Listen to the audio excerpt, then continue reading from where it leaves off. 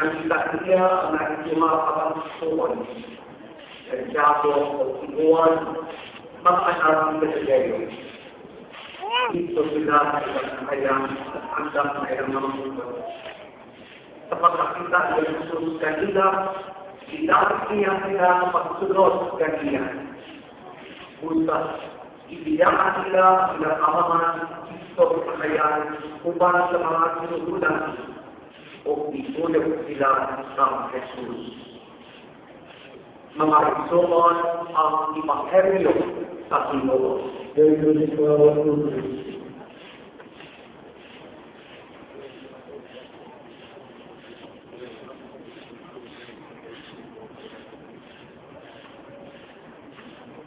Mga kapatid, mga kapuso, mga kadugo, mga kaibigan, mga kapatid, mga igala, ay